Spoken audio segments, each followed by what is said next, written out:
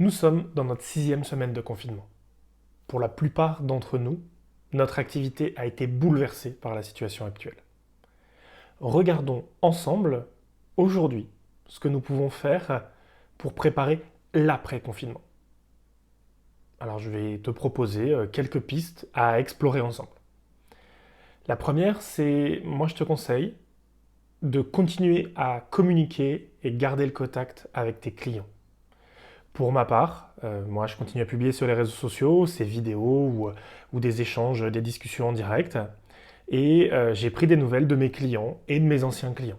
Et tout cela sans arrière-pensée. Le but n'était pas de vendre quelque chose, mais bien de prendre des nouvelles, comme on prendrait des nouvelles d'un ami, pour savoir comment il va. Deuxième piste, diminuer les dépenses et mettre à jour son prévisionnel. Pour ma part, j'ai fait le tri dans tout ce qui était dépenses récurrentes. Et j'ai refait mon prévisionnel financier pour cette année et l'année prochaine. L'idée est de faire un état des lieux. Qu'est-ce que je gagne? Qu'est-ce que je dépense? Qu'est-ce que j'ai prévu de faire cette année? Quel va être l'impact de cette crise sur mon business? Et diminuer tout ce qui est dépenses récurrentes pour éviter de dépenser en dehors de ce que je peux me permettre, et puis surtout de dépenser pour des choses qui potentiellement ne m'apportent pas toute la valeur qu'elles pourraient m'apporter parce que je les utilise moins ou pas du tout. Une autre piste, c'est prendre soin de soi. Aujourd'hui, pour ma part, je fais attention à prendre le temps de me reposer. J'ai des journées qui démarrent pour certaines un peu plus tard le matin. On prend le temps en famille de cuisiner tous les midis. Et j'ai testé un jeûne intermittent 8-16, c'est-à-dire qu'en gros, je mange entre 9h et 17h et je ne mange plus pendant 16h jusqu'au lendemain et on recommence. Donc je fais mes 3 repas, un à 9h, un à 12h30 et le dernier qui est un gros goûter vers 16h30. Ça permet de mieux dormir, de mieux se sentir.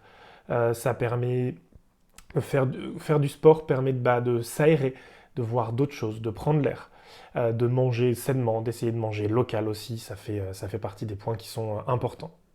Donc prendre soin de soi. Une autre piste encore, continuer à apprendre. Je me suis donné le défi d'apprendre une nouvelle chose tous les jours. Des petites et des grandes choses. Ça peut être des choses qui sont liées aux réseaux sociaux, à la cuisine, à la peinture. Pour moi, j'ai appris à écrire de courtes vidéos, par exemple celle-ci, et j'en publie toutes les semaines. J'ai appris à créer une story sur Instagram il y a quelques semaines. Et j'ai terminé 2 livres de ma pile de bouquins. Un plutôt sur la partie intelligence artificielle et un roman. Et une dernière piste, réaliser ce qu'on n'a pas le temps de faire habituellement. Par exemple, plus de sport. J'en connais un certain nombre autour de moi qui font du sport régulièrement et qui arrivent à s'y astreindre, chose qu'ils n'arrivaient pas à faire avant. Passer plus de temps avec ses proches, soit de sa famille et de son noyau dur, soit des personnes un peu plus larges. Rattraper ses emails en retard. Ça peut paraître bête, mais ça peut permettre aussi de diminuer la charge mentale.